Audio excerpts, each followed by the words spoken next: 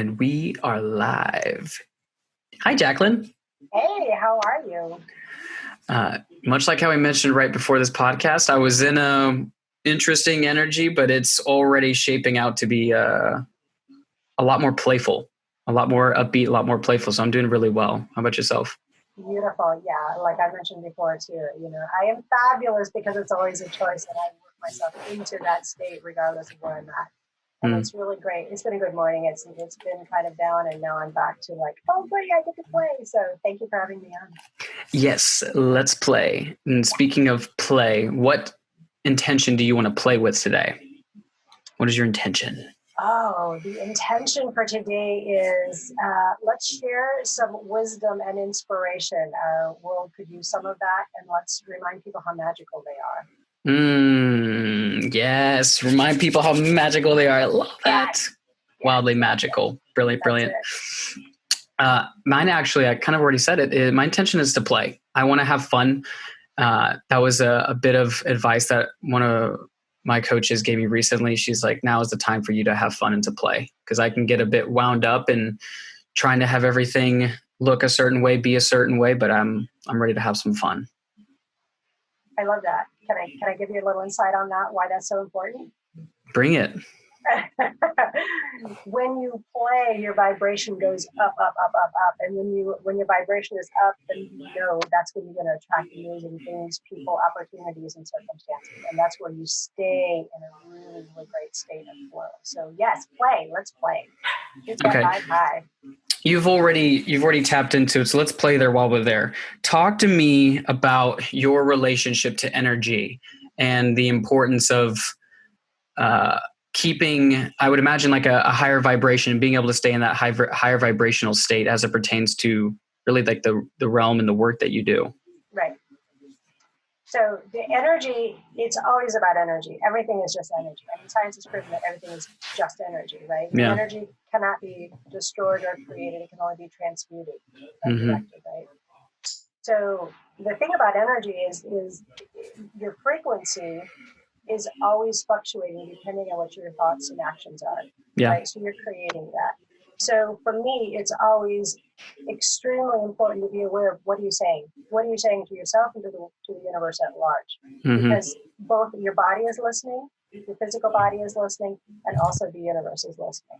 So it's really important to keep your vibration high as much as possible. And no one can stay in a high vibration. That's not part of the human experience. The human experience, you're going to have dips, right? But if you can consciously bring it back up, you're going to experience more joy in your life.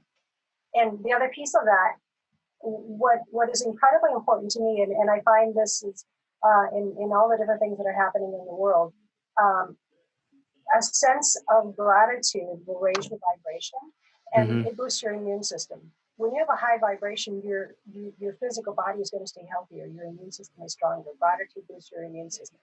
So even as I age, as I'm getting older, it's like, this physical body, I want it to be as in optimum health as long as possible, and that requires a high vibration.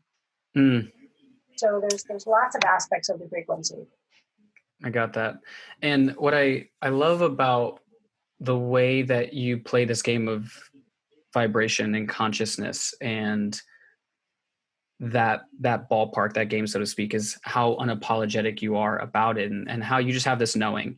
And for someone like myself, who I'm very tuned into and keen on the idea, and at the same time also very like pragmatic, what do you say to somebody who's like, even for myself, like I've only just recently started to play with the whole concept of gratitude and what it is to truly be grateful versus, all right, fine, I'm gonna do gratitude. Let me write down, I'm grateful for my dog. I'm grateful for this. All right, something happened. My vibration isn't changing. I'm still pissed. I'm still pissed like before. How do you, for the person who's like, definitely more former version of myself, like very in the analytical mind of it, how do we pragmatically take this and really have it be a practice that allows us to, as you said, like getting those high vibrational states? Like this is where, like creativity exists and truly inspiring action and inspiring results comes from, because usually, not at least from my data, really brilliant things usually don't come out of me being extremely anxious, because normally I want to do nothing. Right.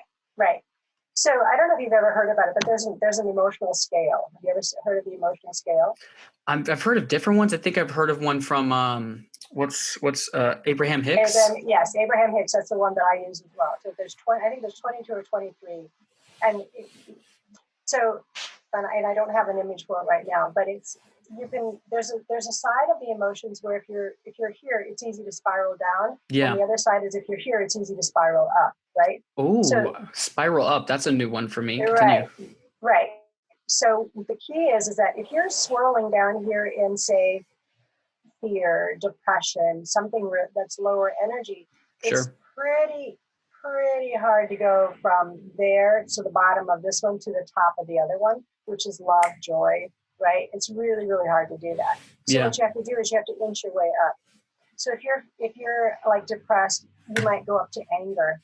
Now, anger is a higher vibration than fear is, or depression is. People don't want you to be angry. They don't want you to stay angry. They don't want it's an inferior emotion. Air quote. And it's like, you're much easier to handle if you're just depressed. Please don't get angry, right? Ooh. People don't want you to be angry because you might get loud. You might get, there might be activity. So it's okay to go there, but you can't stay there. You got to go to the next one up. So then you got to keep inching your way up. And it might be that you get to the point of blame, or then you might get to, and you can start using that energy for action. But you keep reaching for a better feeling. You go, okay, fine, that was their fault. Okay, well, but now it's like, okay, fine. And then you start getting to the point of maybe you're just like not necessarily content, but not depressed and not angry anymore. And at the point where you can jump over to being like, okay, I'm content. It's fine the way it is. Fine. Right? Fine, I'll stay here for a little bit. Fine. From there, it's going to be really easy to jump up. From there, you're going to spiral up. So when you're down here, like you say, if you're pissed, if you're ready to totally just fuck off, this morning is not going the way I want it, it's going to be really, really difficult to jump. So you got to go you got to inch your way up. There are, however, three ways to jump your vibration very, very quickly. Pulls out notepad and paper and pencil and possibly tattoo gun just to make sure one never forgets. Exactly. So the first one is love. Love is, of course, the highest emotion and vibration, right? But if you can think of something or someone you love, you will raise your vibration immediately. Now, here's the key.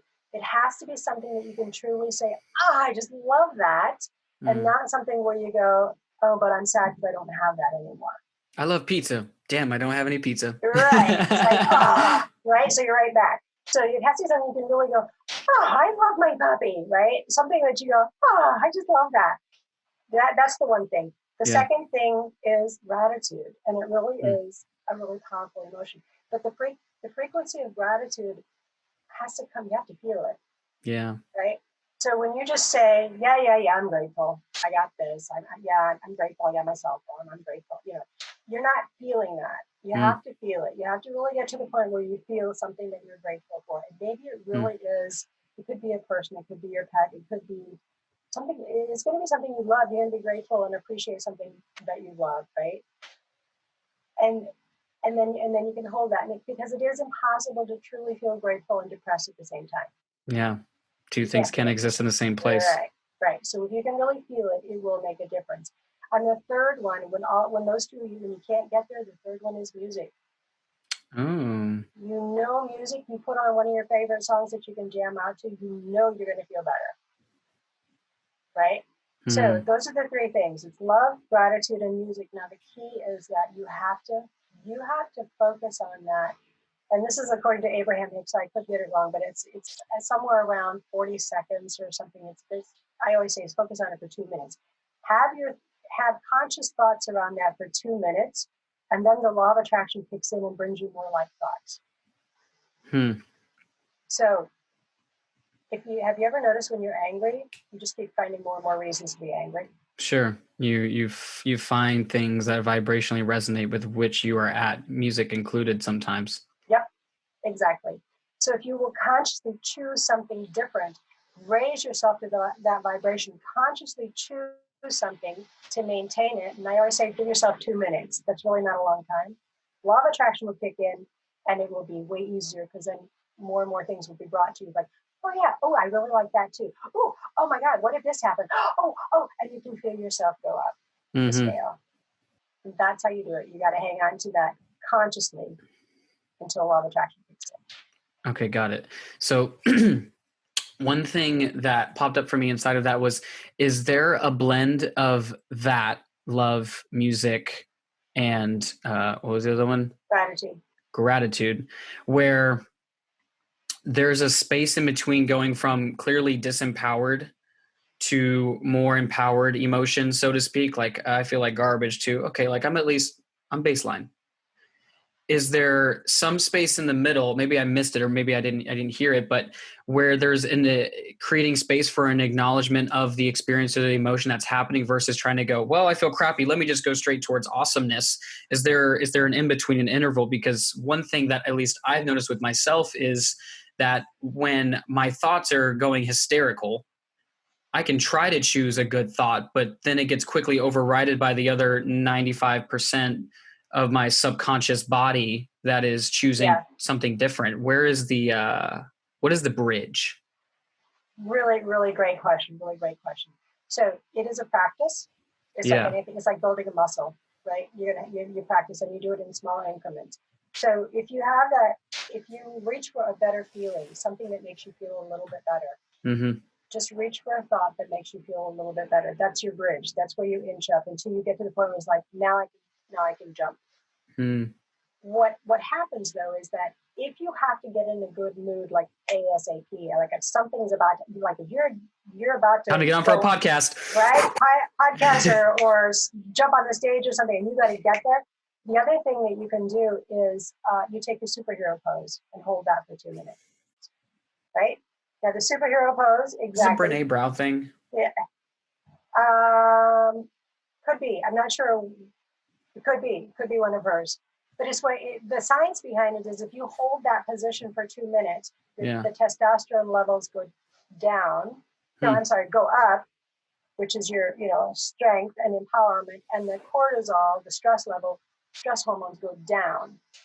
Right. So just holding that superhero pose for 2 minutes will immediately give you a physical boost and a hormonal boost. And then you can focus on your thoughts. So, I mean, there's lots of little tools and tricks around it. If you want to get into another tool, you can use essential oils. Essential oils are also really great for raising your vibration. But I think you're absolutely right. You don't want to deny what you're feeling. You don't want to invalidate what you feel. All of your feelings are valid. Every single one of them, no matter what anybody tells you, true or not true. For you, they're real and they're important and they have to be validated.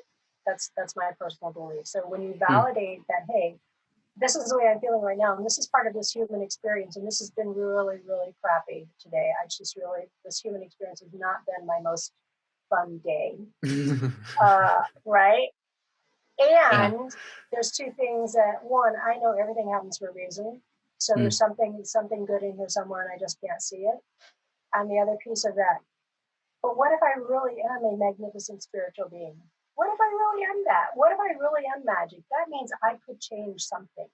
What can I change? And I can start with what am I thinking about? And you can do that through listening to podcasts or reading something. Or, you know what I mean? There are lots of tools, but it all starts with your thoughts. Was that helpful? Did that answer that question? No, it's perfect. It was a perfect bridge. I had like 3 different brain paths I wanted to go, but I'm gonna choose one because that's how my brain is like, oh, we could go in all these directions. I'm just like, hold on, homie. You got one right now, okay? Chase 3 rabbits, you catch none. You get one nothing. One at a time. Yeah. One at a time. The thing that popped up for me, I think this is great. Not to run an overgeneralization, but just a little bit of a generalization that it is commonly accepted in our culture for women to express these emotions, but not as held in high regard when a man is emotional, right? You're supposed to be strong and steadfast and all these things. And I've always found it to be like, for example, me as a kid, I was a highly emotional child. I don't know enough about this, but like Pisces are, I guess, more known for, having a higher emotional intelligence. As a child, I remembered having that. But when I got older, even to now, I'm having to to do the work of unpackaging all of the things that people have put into this metaphorical backpack that I've been carrying around of all these things I was supposed to be and how I'm supposed to operate. Because for me, feeling into things is an absurd concept. Like to truly like something like, how do you feel? It's like, I got some thoughts. Can you feel those? Like really being with it has been so difficult. And I think that's oftentimes one of the most trivial things is being able to acknowledge, well, how do I really feel other than like thoughts, but like, how do I feel? It's like, oh, like, yeah, I really am angry. And it's easy to want to disregard or downplay what one is experiencing because, well, this is how I'm supposed to be. Right. And I think it's common with men, but it happens with women all the time. Like, oh, you're so emotional, you're hyper emotional, you're all these things. It's like, when we don't make space for what's there, even the avoidance of a thing, avoidance of anger, avoidance of these things, just like your point of what we focus on expands. If I'm focusing on how much I don't want this thing, I don't want to be angry, I don't want to be sad, as I understand it, the intelligence that be, whatever it is, call it God, call it Allah, call it universe, call it whatever you'd like, it's objective. Yeah. So you putting energy or me putting energy into, I don't want this, it's like, well, you're focusing on this, you must want this, so I must give you more of this. Which you resist will persist. Yeah. Yeah. And I think as a culture, there's something to be said about, emotional intelligence, being able to find healthy ways, just like you're pointing at, to acknowledge, to first have the awareness of what they are. That's step one. Every transformation begins with awareness, but then to acknowledge it and to really hold space for it. Because otherwise it gets, as I understand, interwoven into the fabric that is our tissue, our fascia, our body. And then to the first extent, like me, you go numb. You don't know the difference between joy and happiness and anger and sadness, because at the point it's just like everything's just a baseline. Like, man, if I can just eke out a little chuckle, that would be a big win. Yeah, right. Because we go into protection. We go into protection mechanisms that we create as small children, and it's usually in the first 7 to 9 years where we create these in the different chakra systems. And again, we're back to the energy systems, right?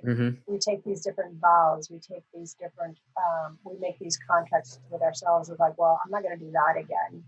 That didn't work. So, I've got this, I'm strong, I'll handle this myself, whatever. We do all these different things to protect ourselves. And what happens then is, like you say, you go numb. You just don't feel anymore because it's not safe to do that. Your needs aren't going to be met anyway, so what's the point? Kind of thing, right? So one of the tools that I found extremely useful. So I also, like so many of us, I mean, who had the perfect childhood, right? Nobody, right? Yeah. So whoever raised their hand in the back, put your hand down. No one asked. Right? We were kidding. That was a rhetorical question. Right? Exactly. So, as I was growing up, I had the same kind of thing. It's like, okay, well, I'm always happy and I'm the positive one and I'm the peacemaker and I juggle people and their feelings and I explain things and I communicate and all of that for my world function, right? And at some point, through different relationships and different experiences, it's like, what do I really feel right now? I am angry. I am so angry. I am so hurt. I am all these things, right? And what I started doing was I started writing everything down in a letter to that person. And I found out that was, and this is before I knew anything about journaling or any of that. This was just like, I'm going to write this shit down. Right? I gotta get this out of my head. Right? Brain dump all of this. Get out of me. Exactly. There is no, you have not paid your rent. Get the hell out. There's absolutely no more space for you whatsoever. Yeah, exactly. And it was a really good way for me to get clear on what I really felt. And the key for it for me was I could see why I was angry. Because I could really put it out on paper. This is why. This is why. This is why. This is why. And then it was like, okay, now either I can give this letter to that person or I can destroy it and get on with my life. Burn it. Yeah. Sometimes, sometimes I gave it to him, sometimes I didn't. There was a little too many explicatives in this one. I'll right here, so I'm going to go ahead and burn, Tuck that in the trench coat. Yeah, but it's a great tool. it's because, like you say, you have to learn to acknowledge what you're really feeling and not just put on that smiley face. That's like putting, your gas tank is on empty and you put the smiley face over the gauge, right? Ooh. No, we're good, it's all good. That's a good analogy. It's not mine. I stole it from somewhere, but it makes so much sense. Like, no, you are going to run out of gas if you don't do something.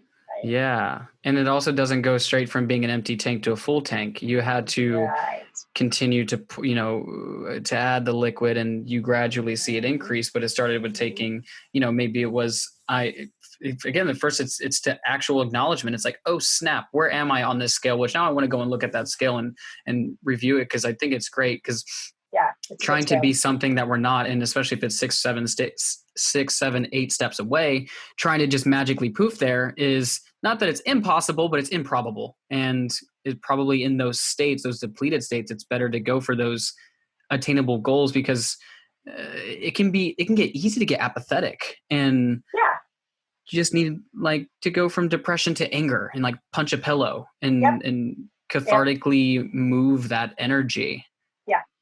And it really is, when you can see what the next step up is, it's way easier to grab a thought that will get you there, right? It is possible to jump.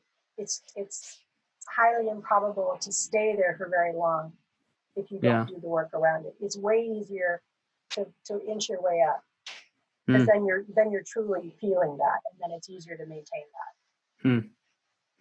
And I think there's something to be said about when you do that work consistently, your baseline begins to improve. So my most recent work, going into Joe Dispenza's work in neuroscience and learning how to tap into the quantum field, which this is all stuff you've been working with forever.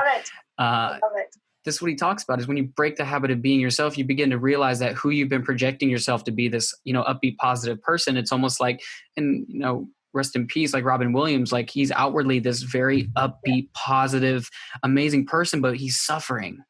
That's his way of sharing that love with the world and everything that he is.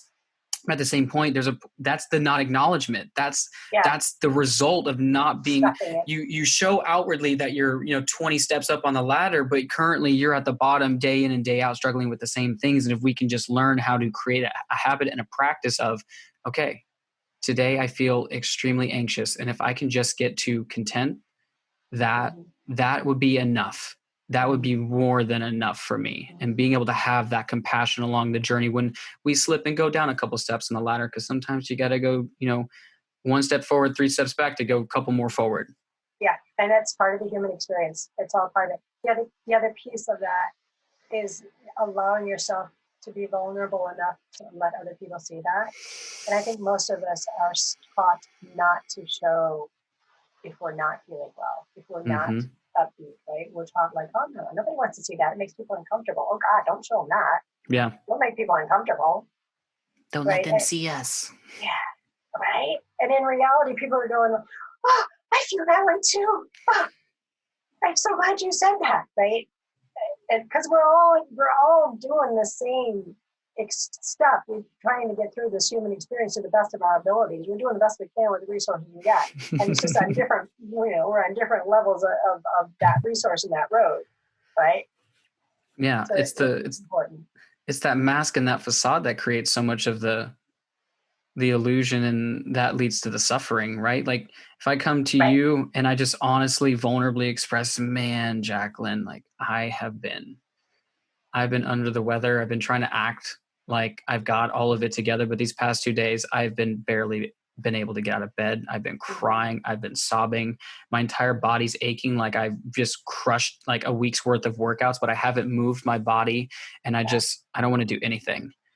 And you hearing that, you might be like, you too? And it's almost like this liberation, because the thing that has me in a straitjacket, and me saying that, I unconsciously gave myself permission to open a straitjacket. And then I unconsciously gave you the same permission to realize that I've been in a straitjacket too. Yeah, exactly. Exactly right. Exactly right. And that can be so powerful, because there are so many people that are suffering, and they're so afraid that they're the only ones. The flip side of that is also true. The flip side is that, when you're having an amazing day, and you're just like on top of the world, and you're afraid to show that and share that because someone over there may not be feeling the same. Ooh. Right? So yeah, goosebumps. So the flip side is really important. Yeah, I got those too. Right? It's like you never dim your light to make someone else comfortable. Never, ever, ever dim your light to make someone else comfortable. Because it's the same thing with that unconscious permission. You're giving them permission. It's like, you know what? If I can do it, you can too. Wow. So you've got both sides of that. This, like you saying that, what came full circle for me, this is like one of those things, you have two separate pieces, you know both pieces exist, but you're like, wait a second. That's what just happened. Because It's like, damned if you do, damned if you don't. Meaning, damned if I don't share with you and I'm not honest with you, because what's usually driving that, at least for me, is shame and guilt. Oh, I'm not supposed to be this way. I'm supposed to be the upbeat, positive guy who's spreading love and positivity, goes by Wolf and this meat bag that is Wolf, and all that he shows, he's the one who brings energy to this space, but I'm not being that. So I shame and I guilt and I don't share. But damned if I do, because when I am joyful and everything, it's like, oh, but not everyone's here. Like, I don't want to make them feel uncomfortable. And then damned again, like there it is, shame and guilt. But there's somewhere in the middle. It's like, yes, I'm low and I'm willing to share that, because who knows, maybe there's one person who's on the other end of that might get exactly what they need. And maybe I'm on the other side of the spectrum, and me sharing that, wow, like I'm really grateful to be here. Not from like like bragging, like, oh, it's so great. It's more just like, man, like, yeah, I feel really good. And I want to share that with people around me. And then they have a choice. They get to decide whether they're willing to take the hand I'm extending from this ladder, or they get to say, you know what, not right now. I need to be here. Yeah. But that is so awesome the way you put that. I love it. And you're absolutely right. Damned if you do and damned if you don't. I totally agree with that. There's a piece that I have started to take on for myself more and more. And I actually think I posted it on Facebook somewhere. What if you're the light at the end of someone's tunnel? Ooh.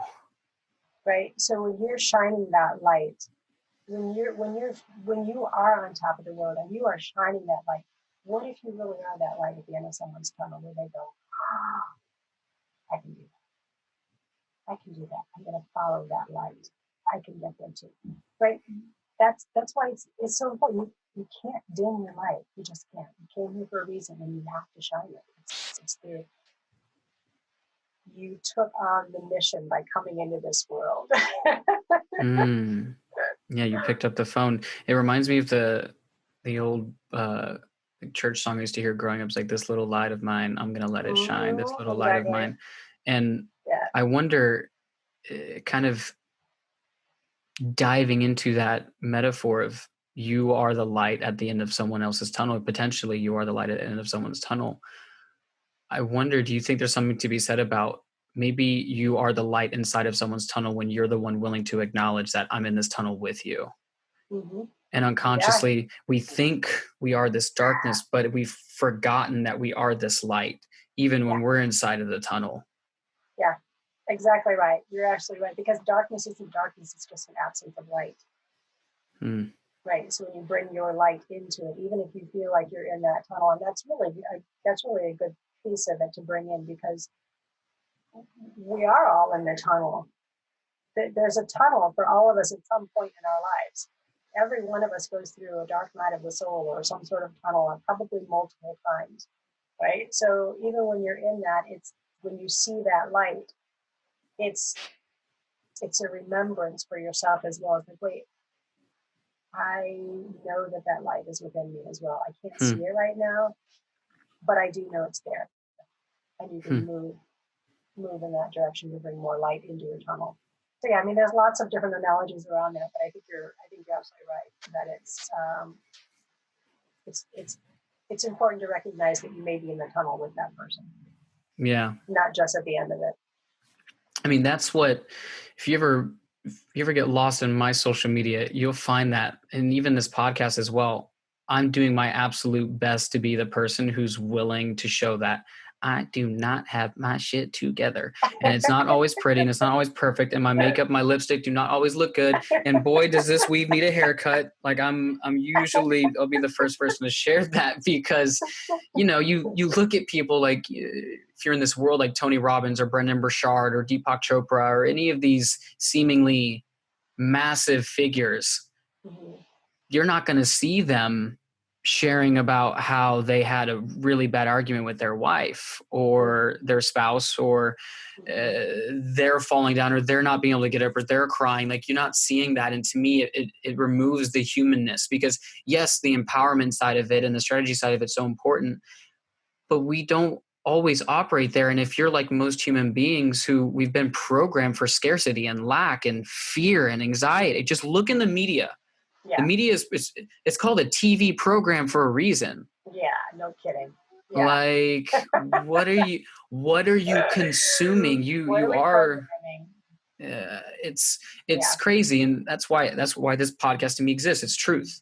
It's the real. It's the raw. It's the unfettered. It's the unfiltered. Because I think the more people get to see that, the more they get to say, "Oh, you mean I'm not alone?" Right. I'm normal after all. Wait, normal? I don't know, but close. Maybe it's normal to be abnormal, but in my abnormalness, I struggle. And we all struggle. Right. So it's like, yeah. No kidding. Yeah, we're all in this together for sure. Where did all this begin for you? Because unless you're one of those born in the woods with animals and you grew up talking to Bambi and all of the other critlins from the deep enchanted forest, where did this man, I've heard stories about, like, I was reading this book called Hands of Light by Barbara Brennan, and she talks about how as a kid she just I just grew up in the woods and spent time in nature just listening and feeling trees without feeling them. And I'm just like, oh, well, that's cool. That's very cool. She's like 6, 7, 8 years old, like just like bonding with trees and like, yeah, you definitely were like straight Tarzan status, like communicating with apes and stuff. Where did that begin for you? Well, it was a little bit different for me. There was, I've always had a fascination with the supernatural, the unseen, those unseen forces, right? And my mother, I was raised Christian, but I hated going to church. To me, it was like, there's something very, very wrong with this. This is not true. Like, even as a small child, I mean, it was like horrible to get me to go to Sunday school or something. And my mother had this direct line to God. I mean, it was amazing. She could ask for things, she could say things, and it was like, God, how did she do that? She had this, how did she have that hotline, you know? And so she got Jesus on speed dial. I'm telling you, it's like, how does she do that? Right? We're going to do this picnic. It's going to pour. Well, no, it's not. It's going to be beautiful sunny, and it's beautiful sunny. How did you? Right? So I mean, it's weird shit. She had a really strong connection there. But she was not.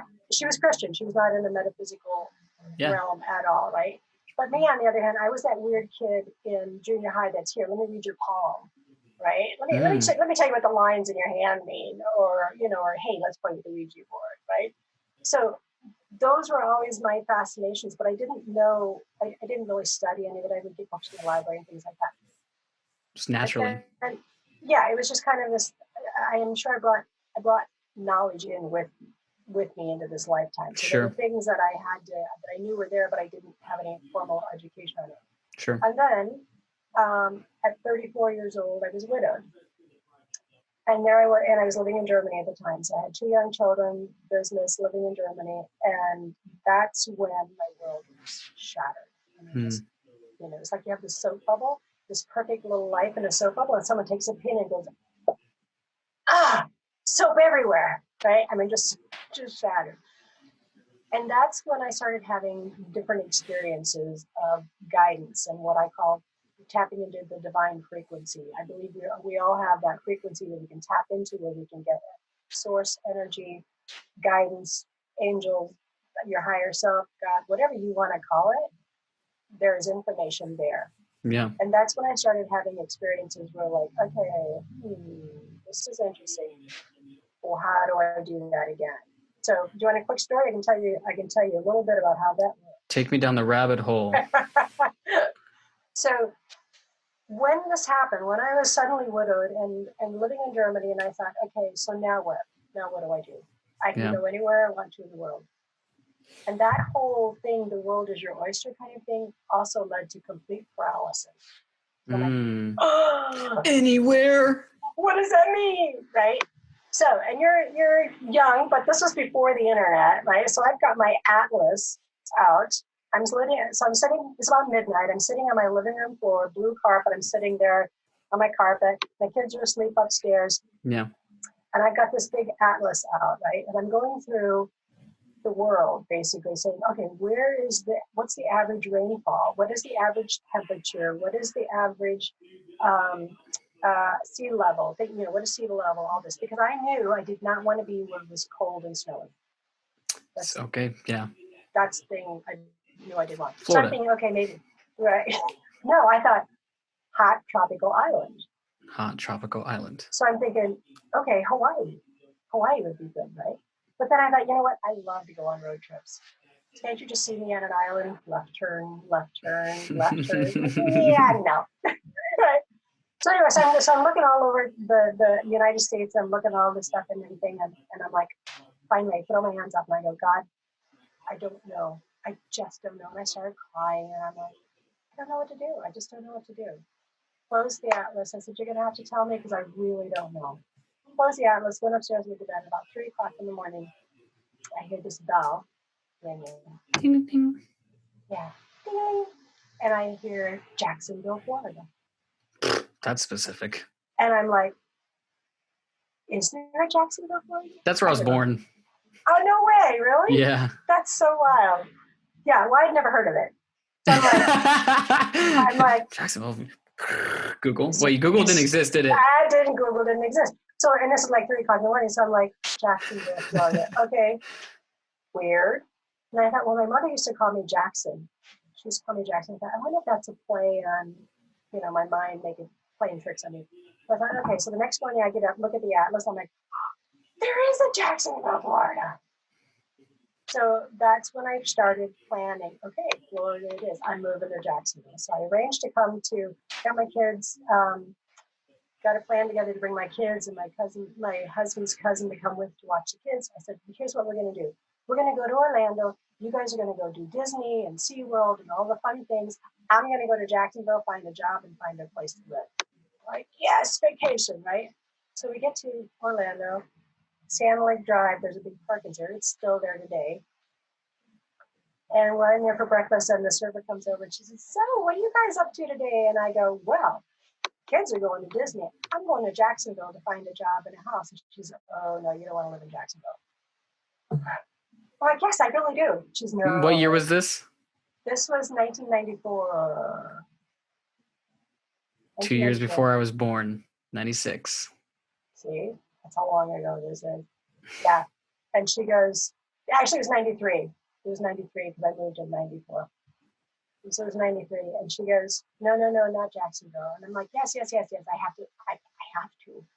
And she says, no, I'm from Jacksonville. I'm 40 years old. I was born and raised there. You really don't want to raise children there.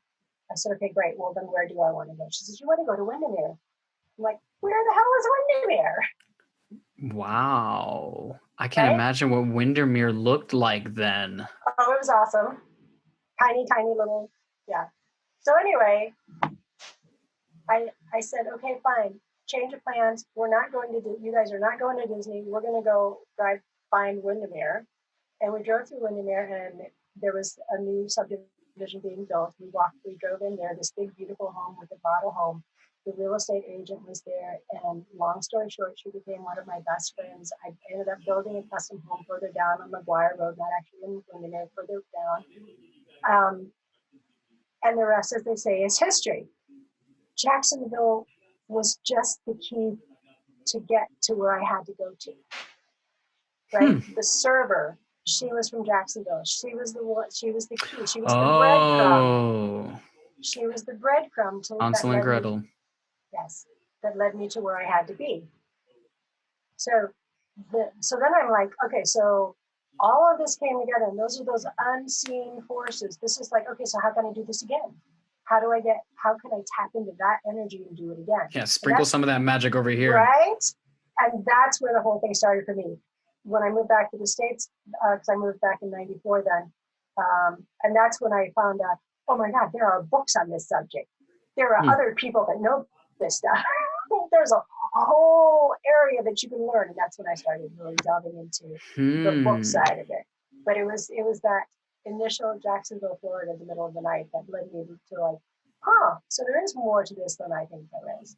Okay, so you were very much like, it's almost like you had the intuitive inkling as a child, but it's almost like you never picked up the phone until you had this like, Jesus, take the wheel. You like wake up, 3 a.m. and you get this Jacksonville, Florida, which is completely, honestly, it didn't like fully loop for me until you said you had to talk to this woman who lived in Jacksonville, Florida. I'm like, whoa, like it wasn't you. If you would have said like any other part of Florida, she couldn't have responded in that way. Exactly. She was the key. The Jacksonville, Florida was the key. And why did I happen to have that server that day? Right? So this is what happens when you tap into those unseen forces, what I like to call the divine frequency. When you can tap into that, and that's what I've spent my life since then studying and teaching. Because it's like, oh my God, you are powerful. You are magic. You can create all kinds of miracles. And I've done it over and over and over again when you tap into those frequencies. When your energy is in the right place, when you acknowledge that. Acknowledge the fact that my dogs are going haywire in the background, and I'm sure that got picked up. I'm like, oh, talk about acknowledgement. You guys are losing it. Is there a reason? Is something happening out there you need to go check on? It's never like that. That's just how they be. They're like two teenagers fighting over a piece of bread to make a peanut butter and jelly sandwich because they're in high school and there's no other food in the pantry, and both parents are out of the house and haven't gone grocery shopping in a week. I totally get that. I have a new puppy as well, and she can also get really adamant about things. Yeah, that's just like their afternoon playtime. That's just that way all the time. But sidetracking. So now you've moved to Windermere, rather you've moved and created a custom home down in this space, and you now go down this rabbit hole of learning. What? Because what would you use as a blanket term for this? Would you call it metaphysics? Would you call it spirituality? What do you blanket this sphere with? Well, it's kind of a metaphysics / spirituality for me. It's a very spiritual experience, but the study is metaphysics. Okay, got it. So talk to me about what metaphysics is and what it means to you, because I have a baseline understanding. However, I don't know where people who are listening are like, okay, what is metaphysics? What is this thing you refer to when you say these two conjoined things? Okay, so metaphysics to me, and I don't know that I've ever actually looked up the definition to say like this is what it actually means. What it means to me is that when you tap into those unseen forces. Yes. And to me, this is really what it is there are unseen forces. We live in this dimension. There are multiple dimensions. There are things happening all the time. And a good analogy is like if you're ever out in the country, like for example, I live out here in a pretty rural area. So if I'm sitting outside, I have my world. I know what's happening with my family and my world. But if I look over here, there's a squirrel family over here in this tree. They have 4 new babies, and they have their own little world going on. Sure. Right? And then you look at the ground, and you'll see an anthill. There's another whole little world going on there. Right? Mm-hmm. That's kind of the way it is with the different dimensions. It's like we're in this 3D world, this dimension, but there's all these other things happening in these other dimensions that we just aren't aware of. We just don't see them. We can't. We're not consciously aware of them for the most part. So when you can tap into those, whether it's your own intuition, your higher self, your soul, God, source, whatever it is you call, or your angels or guides, whatever that is, to me, all of that comes under metaphysics. Because all of that is an energy that can be directed. You can call upon them. They can be directed. Crystals also play a role in that. The energy of crystals, the different properties that they have, and the messages that they give, and the energies that they give off. All of that to me is part of that metaphysical realm of the law of attraction and all the other universal laws that is like, this is how the world is functioning beneath the visual. Or not even beneath it, it's all around it. It's all the dimensions around this 3D world that we live in. That just, to me is the metaphysical realm. Perceiving it, that seems to be the way to be able to interact with it is learning how to perceive it and play with it versus seeing it as something that is fully abstract, when in reality it's happening whether we decide to play with it or not. It's just allowing ourselves to kind of get into the playground with it. Yeah, there's another piece of that. Everyone is playing with it. They're just they most of them aren't doing it consciously. Okay. But we all are. I mean, everyone. I mean, I've never met anyone who didn't say, if I ask you, have you ever had a hunch that you should do something and then you didn't and something bad happened? Or did you ever have a hunch that, you know, you really, if you did this, it would be a really good thing? Or did you ever know who was on the phone before you answered it, before calling? Right?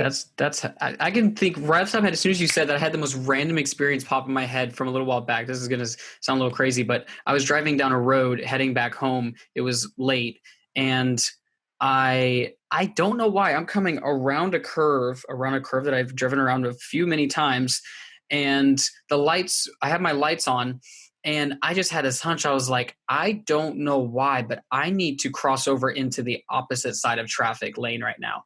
And right when I did that, there was somebody walking in the middle of the street, and I would have hit them. I would have hit them. That was like years ago. I have no idea why that just popped in my head, but I would have totally hit that person. They had no lights on them. They had nothing reflecting. I went right past them, just like, whoa, whatever that was. You were looking out for me. You were looking out for them. You were looking out for all of this. So yes, I know what you're talking about. And I'm sure every single person listening is maybe not to that degree, but they've had that experience where it's just like, maybe. Yeah. And that is when, so when you can acknowledge that, that's the first step in knowing that there's something there. There's something more than us, right? There's something, and that's where you can kind of get your foot in the door and like, okay, well, do you want to play more? Do you want to know more? Because there's 4 clairs. How do you get your messages? I can tell you how do you do that. I can tell you which ones are stronger, or how you strengthen them, because it's just a muscle. Right? But everybody has the ability. And there's another piece of that.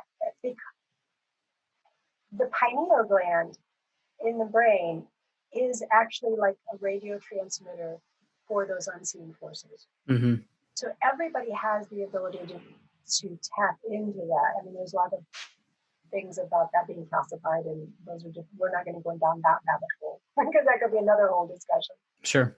But the point is that you're physically built to read energy. We read energy all the time. Like if you walk up to someone, you're going to know whether you want to talk to them or not. Right? Typically, if you meet somebody, you usually have a feeling about them, don't you? Yeah, sometimes I get a little in my head about it. I'm like, is that just me projecting things inside of myself and really judging a book by its cover? Or is this actually something of a higher intelligence? I do go to that part sometime, but I do know what you're talking about. Yes. Yeah. We're built to read energy. But we're made for that. And this is just reading energy on different levels and practicing to get really, really good at it. So you know the difference of, is this my ego or is this real? That's where the practice comes in. And that would you say is connected to the distinguishing and identifying which of the clairs you are, or maybe you refer to okay. So this is a question, because I only just came in my head just now. Is intuition the same thing as guidance from clair, and that we each have a clair that we relate to as our intuition, or are these seemingly separate concepts or experiences? I think they're mixed. Okay. So here's my thought on that. So let me clarify what the clairs are for anybody listening that doesn't know what the clairs are. The clair, there's 4 ways that people typically get messages. Clairvoyant. I had to think for a minute. What is it again? I swear I know this stuff. I know this. So clairvoyant is when you see things. Clairaudient is when you hear things. Clairsentient is when you have a physical reaction, like goosebumps. I get goosebumps a lot, right? That's clairsentient. And claircognizant is when you just know shit. You don't know why you know it, you don't know how you know it, but you just know shit. Mm-hmm. Right? So those are the 4 clairs. So now for intuition, it's the intuition can come within those 4 clairs. Sure.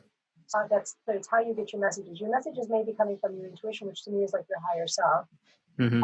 But you may also be getting a message from your angels, from your guardian angel, from your guides. Like that night going down the road, it was probably somebody's guardian angel. Knock, knock, knock. Open the door! Right? Both of them probably going, dude, you got to stop this, right? Yeah. So, it could be angels, it could be whatever forces are out there. Yeah. And then it just depends on how do you get your messages. Are you clairvoyant? Are you clairaudient? Are you clairsentient? Are you claircognizant? And everybody is all 4, but 1 or 2 are usually stronger than the others. And then you can learn to trust them. Okay. See, I personally identified with because I haven't gone far enough down this rabbit hole, but with the clairsentient, claircognizant, leaning heavier into the claircognizant, which is, and again, this is my overthinking, and this makes sense, claircognizant, but I get hunches just by like seeing somebody or looking at somebody. I can almost immediately, or even hearing their voice, I can almost immediately know where they're at. I may not know exactly what's going on, but I can just like look at someone and be like, oh, like there's something in your space. Yeah. Or I can look in your eyes and I can just know. And again, I don't know if that's like just, there it goes again. You guys are just having your own way. I don't know if that's like because I've paid attention to people and that's why, or if that's just like that claircognizance. So like, I guess what it is, it's almost like I question my own intuition and my own guidance about it. Cause it's, what is it that I've, taught myself via books, and what is it that is of this, higher intelligence, so to speak? Well, I would like to address that in a different way. All right. So the first thing is, do you remember when I met you for the first time? I do. Do you remember what I said about your eyes? No, actually I don't. So this is gonna be great. Okay. So I don't know what my exact words were, but your eyes, you have such depth and you have such wisdom that you brought in. That was the first thing I thought when I met you. It was like, oh my God, this guy has got so much wisdom that he's brought in. So it would make sense that it's claircognizant, right? Because you brought this wisdom in with you. And you have the ability to read energy probably better than most people. If you can look at somebody or hear their voice and know where they're at, that's reading their energy. That's like picking up on all of their energy, what's in their energy field, right? So that's a skill set that you have and that you've probably honed over many, many lifetimes. So the key then, and I just got goosebumps on that for me, and minimal goosebumps. So there's some truth in there for you. For me, when I get goosebumps, for me, that's true. So it wasn't like a flood in there, but there's something there that you might want to look at. Is that? Yeah, I had a little wave coldness go down my arms. Okay, cool. So there's something about that. That's something that you brought in and reading energy. That's goosebumps again. The other piece of that is about the trusting piece. When you there's different pieces of it. So let me give you a couple pieces, all right? The one piece is you can play with it and you start playing the what if game or the I wonder game. It's like, well, what if that were true? What if I wonder what I would see, or I wonder what I would feel if I really was psychic, if I really had that ability. I wonder what I would see. I wonder what I would feel. I wonder. Start playing with that. When you use the words "I wonder" and "what if," you open your imagination and you open up your creativity and you open up even more to your intuition. Because now you've opened the doors to what's possible. Yeah. Right. So if you can just start playing with that, you will open doors. That's the one piece of that, to start to trust it. But the other piece, this is what I did. So I am clairvoyant, really. So what I get like words. It's like a marquee. It'll go across. When I close my eyes, I can read a word, right? So it's very visual.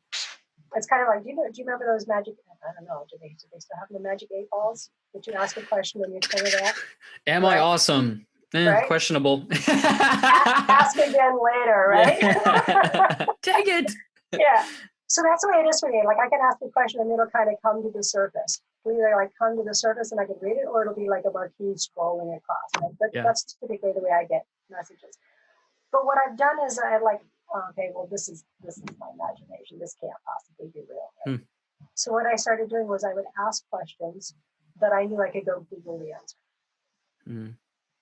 So I could ask a question like, well, what is da da da da da, or who is da da da da da, whatever, and I would wait, and I'd clear my mind, and then something would pop up, and then I'd go Google it and see if it was true, and that's how I could test it.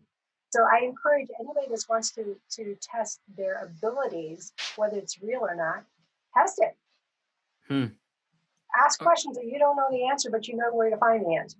Yeah. So if you're clairvoyant, then you would have like a magic 8-ball type effect. You'd see it. I would imagine if you were clairaudient, if you were silence your mind, there'd be like a whisper or something would come up, and you would have some kind of spoken, perhaps. Yes, clairaudient, you're going to hear something. So here's the thing, though. It can also be in the physical world. So clairvoyant can also be like you see, like you might see a billboard, or like I have a former client. She would get her messages from billboards and license plates. And she would ask a question, and all of a sudden there'd be this billboard with something, and she'd go, oh my God. Or she'd be at a red light, and the car in front of her would have some kind of license plate, like, oh, yeah, that's my answer. So, I mean, clairvoyant is simply that you see it, whether it's in your mind's eye or whether it's in the physical world. Okay. That doesn't matter. Clairaudient is the same way. You might overhear somebody else's conversation. You go, thank you. That was it. It might be a song on the radio. It might be a TV program. It might be something that, you flip the radio on and you go, oh my God, that's exactly the question I had. Thank you for the answer. It can come as a whisper. It can come as a voice. Have you ever been sleeping and woken up because somebody called your name?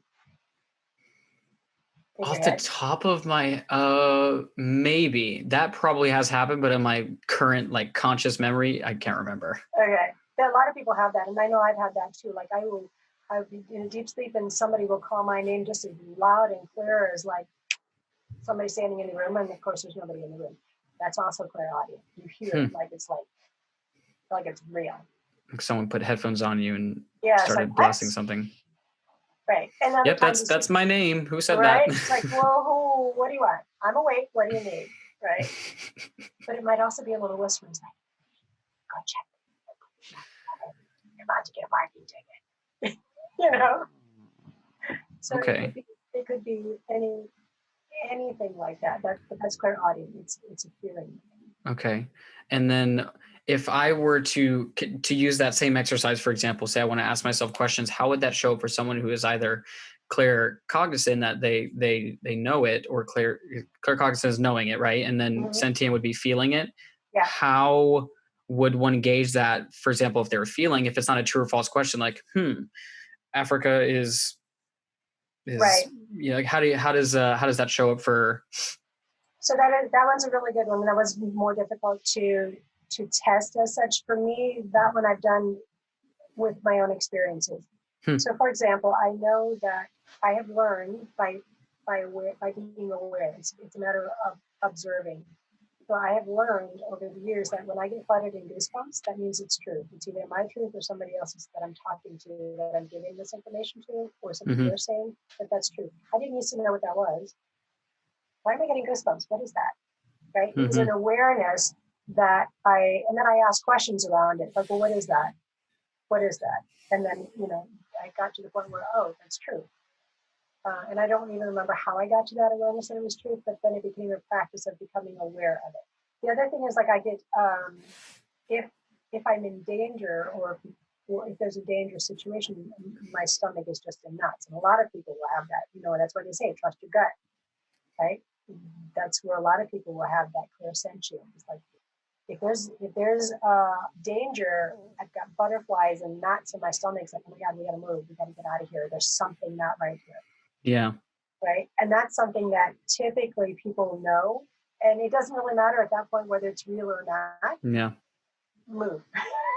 Get yourself out of that situation, right? You need no reason at that point. It's just move. At that point, it's just move. Just get into a safe place. So I feel like those, the claircognizant is easier to check, because you can say, I know this, and then you can go Google something. You can it's the same thing as like asking a question. Either you'll get the answer without seeing it, but you'll just know it, and you can go Google that or ask somebody. Okay. Clairsentient, you just have to be very observant over time. So for the claircognizant, do you suppose, so for example, for me with the knowing things, the one thing I always run into is analysis paralysis. Is this the thing to do or not to do? Do you suppose then that the answer is to just to test it a crap ton of times and just start taking shots, and eventually you refine the process, and over time you begin to determine the claircognizance is actually telling me yes in this scenario versus no in this scenario, and it only happens through those repetitions that you develop that awareness of what is my higher intelligence actually guiding me towards versus what my ego is trying to push in there. Right. So here's the thing for me. The truth, your truth, will always make you feel excited. It'll be light and it'll feel exciting. Might feel a little scary, but that's just excitement, right? If it's a lie, if it's not your truth, but your mind is going, this is what makes sense, this is what everybody says you should be doing, this is what is totally logical, this is what's going to do that, but you go like, I got goosebumps on that one. Right? It's just, you have to know for yourself, is this going to make me feel good? Is this, and it's not like in the moment feeling, right? It's like, does this excite me? Is this like something that I can get behind and get excited about? That's my truth. And it doesn't matter if it's anybody else's truth. It's your truth. Goosebumps. Yeah, I've had cold feeling rushes down my chest and my body. So does that make sense for you with the claircognizant? Yeah. Do you see how that can make a difference? Yeah, and I know firsthand, and I'm sure people have had this experience, whether you identify as clairvoyant, clairaudient, clairsentient, claircognizant, that there are times when you get these inklings like, yeah, I really should do this thing, but all evidence seems contrary. And I'm the first person to say, well, if everyone else is saying that this is so, and let me contextualize that. If everyone is saying that this is so, and these are people with whom I revere and trust, meaning you're the business expert, I'm clearly not the business expert, even though I feel like this is where I want to go and this is what excites me. You're telling me to go this direction. I'll be the first person to say, okay, you're the expert, and I'll lend over, what might have been an intuitive hit to knowledge and experience and wisdom. Right. So I think that's where it's the toughest, is being able to discern when to set a hard boundary and say, yes, you probably do have a wealth of knowledge in this area, and the intelligence that be is really, really hard set on me not going that way. Yeah. And that can be a risk. Yeah. So it takes courage to do that. Here's my thing. So there's my puppy. Can you hear her?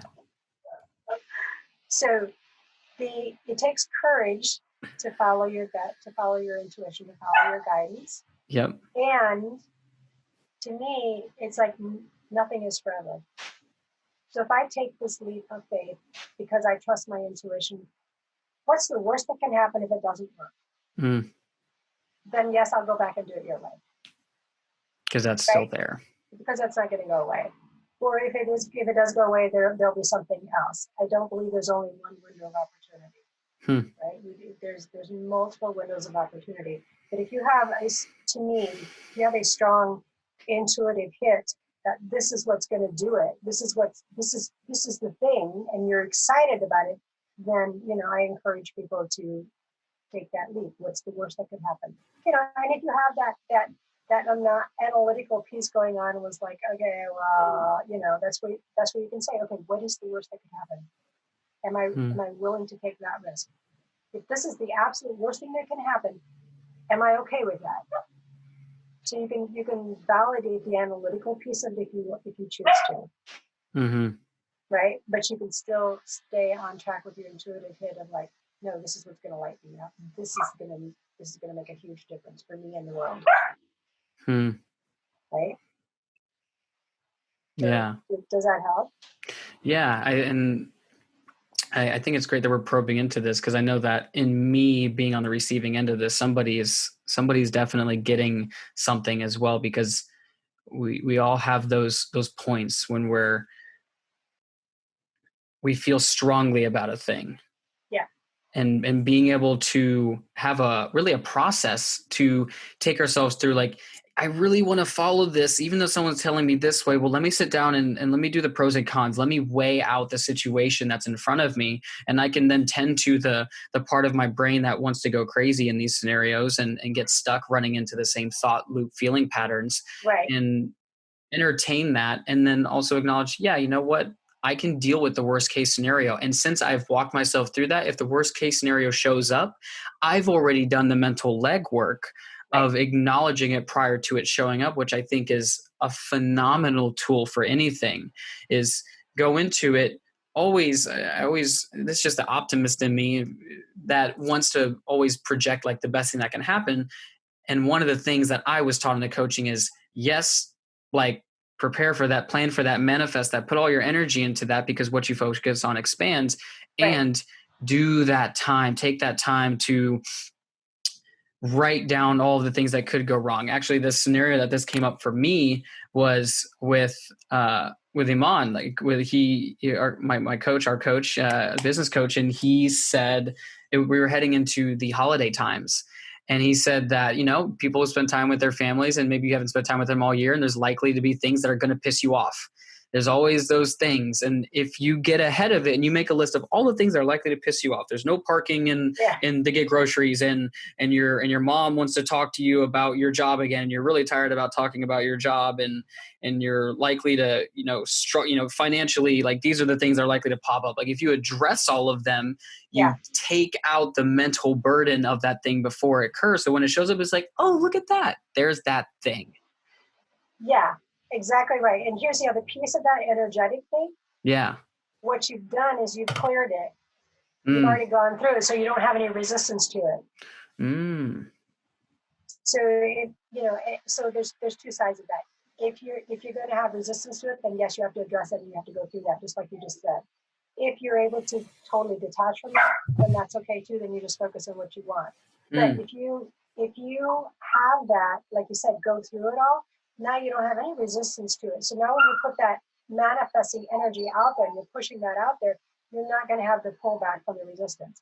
Because otherwise you're going to push me, pull you kind of thing. You put this out, this is what I want. Oh, but this is what I'm afraid of. This is what I want. This is what I'm afraid of. So you've got to push, pull. But if you already get rid of that resistance ahead of time, you can go manifest. So it's powerful to clear that and focus on what you want.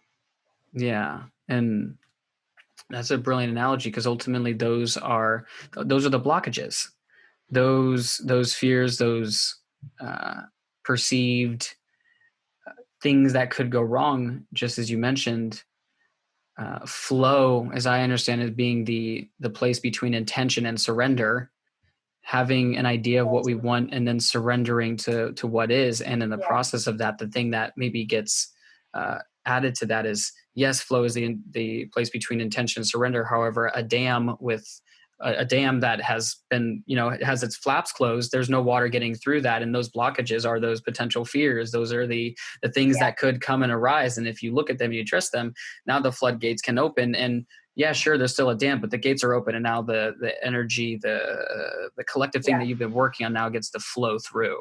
Yeah, because you're your emotions are your rocket fuel for that. Yeah. So the clearer you can get on truly feeling the emotions of having it without the dragging down, it's like your rocket fuel. Now I can really feel that. Like you say, the gates are open, floodgates are open, you can go. It's really powerful when you can really focus on what it is you desire and really feel it without any hesitation of like, what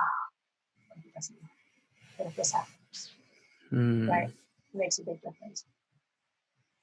It's tough.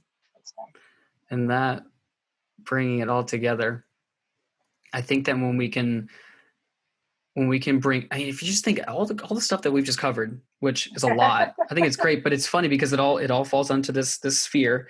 We've talked about like metaphysics and like the power of, ultimately we didn't say this word was the synchronicities on the path of following that thing with which we intended, right? Like I have this long-term vision. I've set my intentions. I've emotionally, vibrationally aligned myself with that thing. I've gone through the blockages. I've gone through the legwork of acknowledging those things. And now the synchronicities, the breadcrumbs, Jacksonville, right? start to pop up and show up. We're following that path now.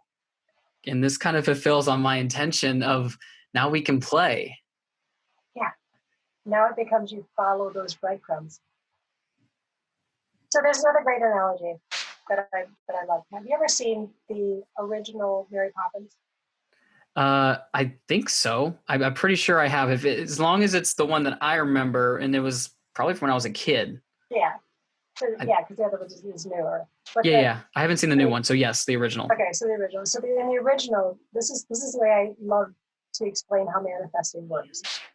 In the movie, Jane and Michael Banks, they are looking for this perfect nanny, right? So they write down on a piece of paper what their perfect nanny is, and they actually sing it, right? The father is upset. He takes it, he rips it into pieces, throws it in the fireplace. Mm-hmm. Nonsense.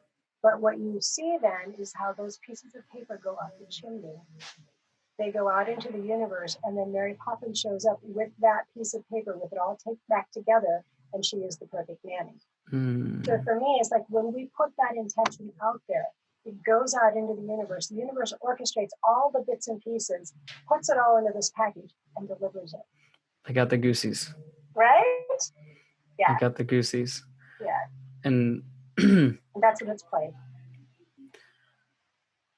That's brilliant. And the thing inside of that for me is always knowing that, again, that intention, that written piece of paper and ripping it up and then it goes. The surrender is knowing that you don't know how it's going to unfold. Yes. And the more that we try to predict an outcome, this is from Joe Dispenza's work, the more that we're trying to predict an outcome, the further away we get from the thing, because the thing has to come as a surprise. Yeah. And it always comes differently than what you expected. It always looks different. But part of the manifesting process is when I start putting intentions out there, this or something even better is what I end it with. This or something even better, because I may not know what I really want. The universe is going to know more than I will be even better. Right? And that's when you leave the doors open then for that surprise. And you can't demand it show up a certain way. That's where the surrender comes in. And that's where you follow the breadcrumbs. Jacksonville. I did not demand that I move to Jacksonville. No. You just asked for guidance. Yeah. And when she said, no, you really don't. Okay, well, where do I want to go then? Tell me instead where I should be going. Windermere. Okay. Yeah. So we've gone on this journey. We've gone to Jacksonville. We've become a little bit more, we didn't dive into this much, but we've become a little bit more wildly magical using this, all the brilliance that is you. For somebody who's listening, what is one thing that they can do to capitalize on all this information? Because I harp on this, but I think it's important that this not be just another conversation, that we actually do something about it. And this has become, I've been saying this and I've been meaning it, but it really hit me yesterday with my friend. She said something that was so brilliant. She's an Ayurvedic chef. I love her. She's great. And she said that we aren't what we eat. We are what we digest. Oh, that's so good. So brilliant. Oh, that's so it's good. So good. When she said, I was like, oh, so you're telling me I can eat all this food, I can consume all this information, I can take in all these things, but if I don't digest it, if I don't integrate it, it's all for nothing. You can listen to the whole podcast all the way through, but if you don't digest it, don't go to the next podcast, don't go to the next YouTube video, don't go to the next Instagram, because that is what is going to continue us as a society as a whole filling into this insatiable need to fill a hole versus become whole in this consumerism society, trying to consciously or probably mostly unconsciously fill something that ultimately can only be mended through doing our own internal work. And I said a lot of words to bring it back to this question. What is one thing that someone can do to begin digesting and integrating all with which we have just covered? Wow, we covered a lot. So let's Yeah, it was a lot. The first thing I would say is to choose which clair you're most comfortable with. Ooh. And start testing it. Because once you have that, once you know that you're clairaudient, clairvoyant, whatever that is, or clairsentient, claircognizant, once you have that and can trust it, your life will change. Because now you can tap into that and trust it. That would probably be the most important thing, is choose one and play with it. Play with it, test it, play with it, strengthen it. And the other, I'm gonna use another one. But subtask of the main task, subpoint. Subtask is be aware of what you're feeling and reach for a better feeling to raise your vibration. Ladder. Reach for a better feeling, or just practice some gratitude so your vibration goes up. You want to just create a higher vibration. The more, the higher your vibration is, the easier everything is, and the more fun life is. When you're vibrating at a higher frequency, life is fun. It's way more fun than if you're vibrating at a low frequency of anger or depression or fear or all of that, right? So that's the piece that I would throw into it. Decide which clair you want to work on. Decide which one. You've had some sort of experience. If you haven't, then choose one. Say, hey, I'm going to play with this one and practice with it, test it, and then practice some gratitude so you can raise your vibration and feel what that feels like repeatedly. It has to be conscious. Like, I'm down here. No, I'm going to go for gratitude. I'm going to go for gratitude. I'm going to go for gratitude until it becomes a natural state of being.